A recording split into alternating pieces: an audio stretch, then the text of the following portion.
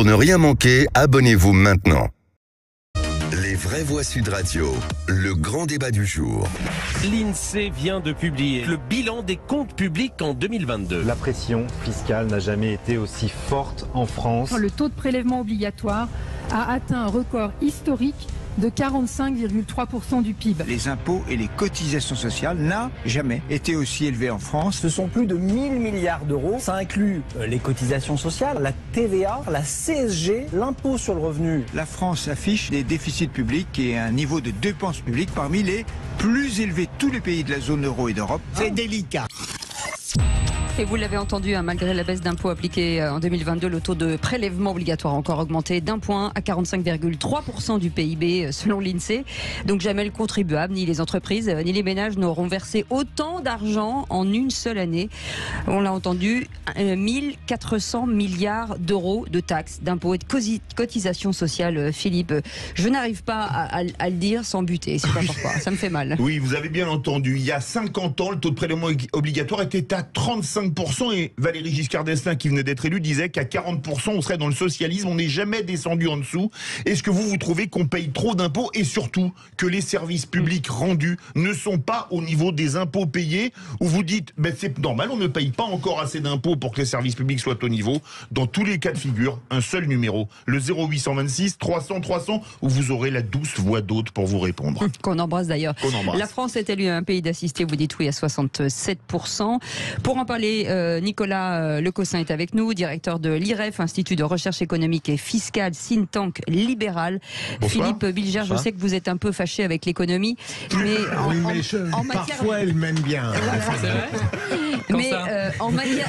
En matière d'impôts, ce chiffre qui tombe, encore une fois, problème de calendrier, ça tombe mal. On n'est tout de même pas, me semble-t-il, dans une France socialiste. J'ai été frappé quand j'ai comparé, par exemple, avec le Danemark, qui n'est pas très éloigné de notre taux de prélèvement obligatoire.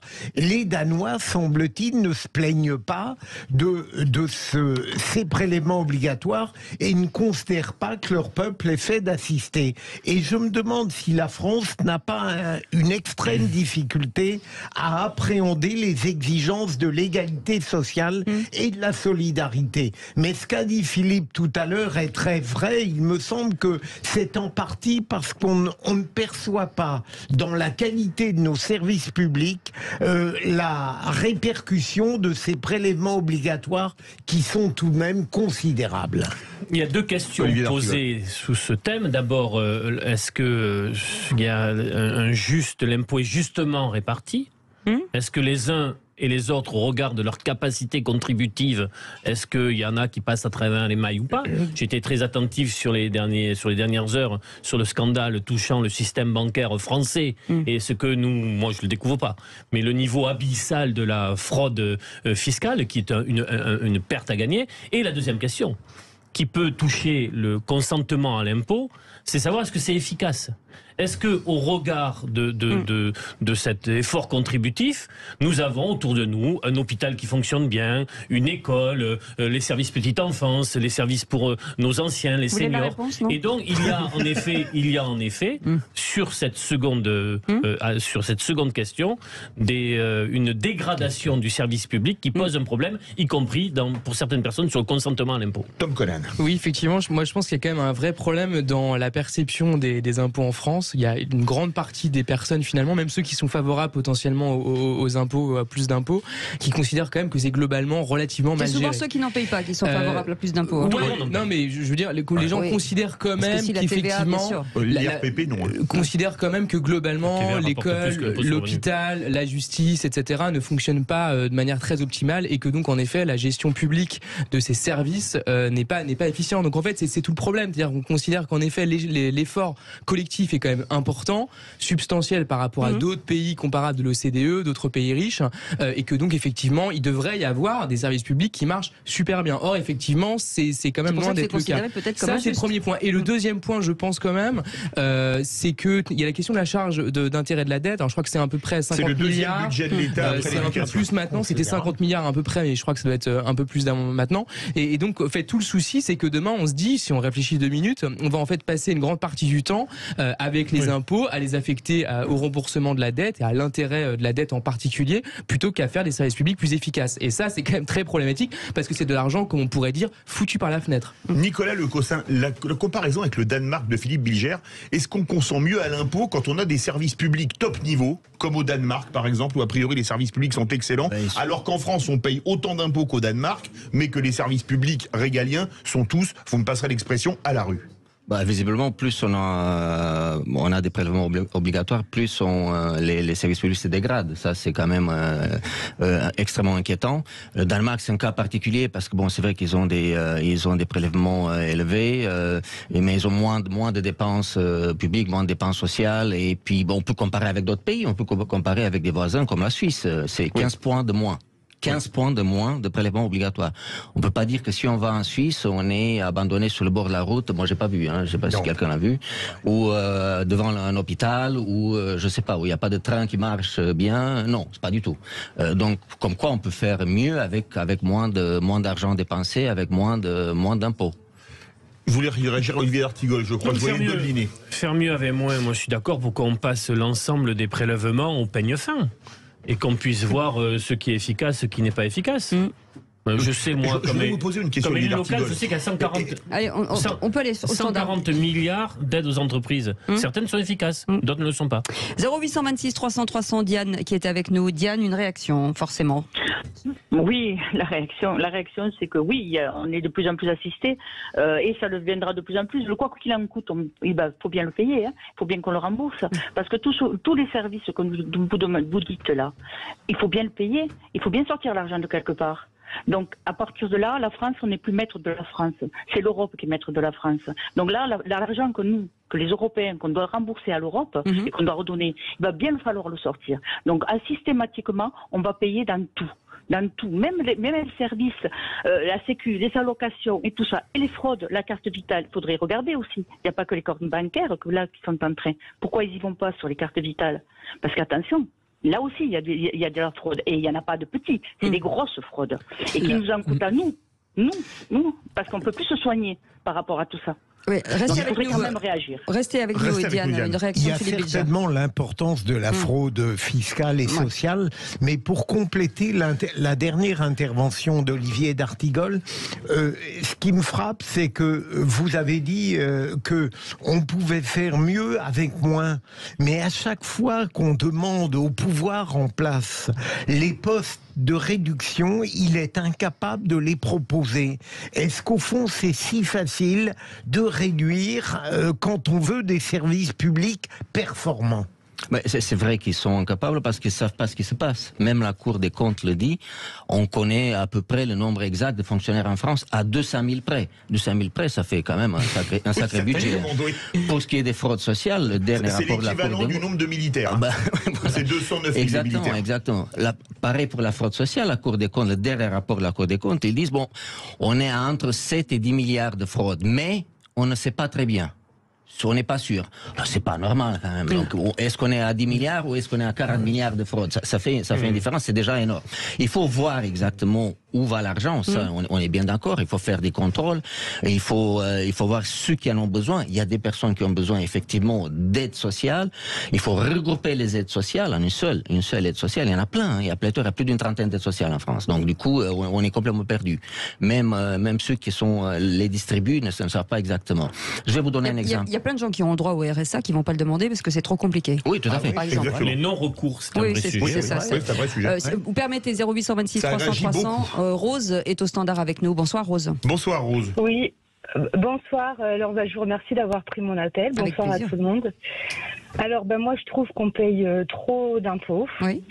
Moi je suis classe moyenne. J'ai une activité professionnelle. Je suis salariée et je suis aussi également exploitante viticole par mes parents. Voilà, j'ai des vignes que j'exploite. Donc ça fait 17 ans que je fais les deux. que je consacre mes vacances, mes week-ends, et je suis cotisant solidaire, c'est-à-dire que je paye des cotisations et je n'ai pas le droit ni à la retraite, ni à la sécurité sociale. Ce qui est dingue. Donc voilà, je me dis, il n'y a qu'en France que c'est comme ça, et alors ils nous ont quand même fait un abattement d'impôts, un peu supplémentaire, mais voilà, on ne va pas rembourser les années où j'ai payé plein pot et j'ai eu le droit à rien. Et je trouve que, bon, moi j'ai pas le droit aux aides d'essence, enfin toutes les aides là qui sont proposées. Je suis seule avec 2 enfants, je l'ai fait pour pouvoir élever mes enfants, qu'on ait des revenus confortables et qu'on manque de rien, mais c'est de gros sacrifices. Et je me dis, j'ai encore, je sais pas combien d'années à travailler comme ça. Enfin, je me dis, voilà, c'est compliqué. On en a marre, quoi. Voilà. Quel scandale. Restez avec nous, Rose. Pour contribuer un peu à ce que dit Madame, dans un genre assez proche, je prenais un café avec une amie hier qui travaille dans une entreprise depuis un peu plus de 2 ans. Mais on travaille aussi et pendant un peu plus de 2 ans et qui donc finalement s'est fait dégager. Comme c'était un statut auto-entrepreneur, elle était à plein temps, mais en auto-entrepreneur. Du coup, elle pouvait pas faire d'autres choses à côté.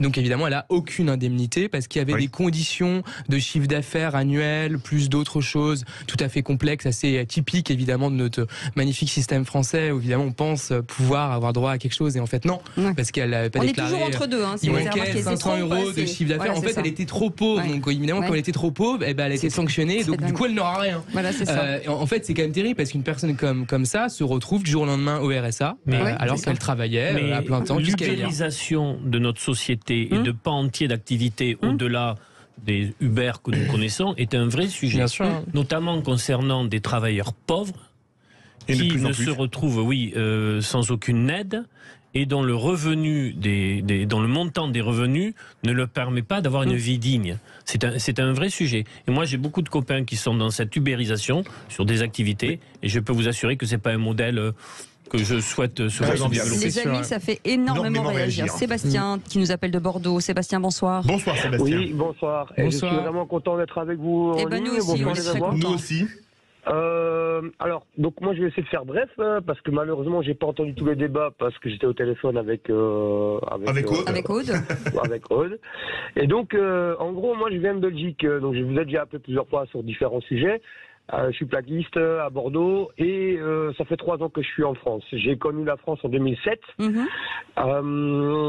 Donc les impôts, en fait, j'ai vraiment vu une différence entre 2007 et maintenant, ici en France, sachant qu'en Belgique, on est quand même déjà pas mal taxé. Oui. La différence étant que en Belgique, on a encore des services publics. Je veux dire, on doit aller chercher la carte d'identité, ça se passe tout de suite. On voit quelqu'un, on a besoin de toucher le chômage, on a un syndicat, il y a quelqu'un devant nous qui nous parle, qui nous dit ce qu'on doit faire, et pas un PC. Je veux dire, en fait, il y a une espèce de délitement, même le service postal ici en France. Oui, c'est totalement déshumanisé, c'est ce que vous voulez dire. C'est appuyer sur la touche dièse et appuyer sur 1. Exactement. Et donc moi, ce que je voulais savoir, c'est que oui, vous êtes déjà, franchement, vous êtes champion. Moi, je pensais que la Belgique était bien devant, mais je pense que vous avez rattrapé le coche. Mais du coup, la question se pose. Mais alors, où vont les services publics? Enfin, je veux dire, si c'est pour financer le service public, qu'on en ait un minimum. Pourquoi est-ce que maintenant les bureaux de tabac sont obligés de faire et les cartes de préfecture et les amendes et les machins? Enfin, je veux dire, à un moment donné. Ils sont où les gens? Enfin, je veux dire, les gens qui sont censés payer pour ça, ils sont où? On peut plus accéder à une personne physique qui nous explique calmement, clairement. Ouais, c'est ça. C'est très intéressant par rapport à la Belgique. Sébastien. Mais juste un mot, Cécile. Je trouve que la perversion d'aujourd'hui, c'est qu'on nous présente assez systématiquement la rationalisation comme un progrès, alors que la rationalisation telle qu'on l'appelle et telle qu'on la caricature, c'est le catch-sexe de la pauvreté.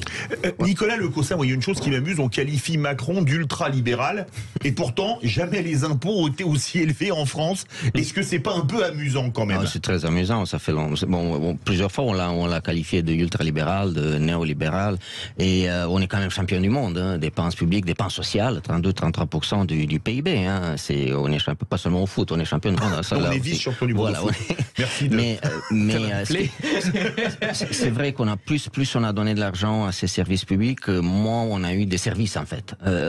les gens se plaignent. Tous les gens qu'on côtoie, qu'on voit, on reçoit des témoignages aussi à l'IREF qui sont inscrits à Pôle emploi et autres, pour donner qu'un seul exemple, se plaignent des services qui leur sont accordés. Donc ce n'est pas normal d'avoir tout monopolisé au sein d'une administration, au sein d'un service public, au lieu de laisser la liberté aux Français de choisir, tout simplement. Comme ça, ils pourraient comparer et choisir les meilleurs services. Alors, ce que je voudrais quand même dire, c'est que malgré tout, il y a eu quand même beaucoup de crises. Hein. Évidemment, ça a échappé à personne depuis, disons, 2008. Alors, évidemment, je ne parle même pas d'avant, mais la crise de 2008, la crise des dettes souveraines dans les années 2010, la crise du Covid, on pourrait même parler des gilets jaunes, etc. Donc, la France a connu beaucoup de crises, et comme d'autres pays. Et honnêtement, il faut quand même se rendre compte que malgré tout, le fait d'avoir beaucoup de coussins amortisseurs avec l'ensemble des aides sociales, des emplois publics, etc., qui sont plus garantis par définition que les emplois privés, fait aussi que le pays est beaucoup plus résilient. Et ça, faut quand même se rendre compte. Effectivement, il y a des pays beaucoup plus libéraux qui peuvent avoir des performances économiques bien plus importantes. Par contre, il peut y avoir aussi des trous d'air plus importants.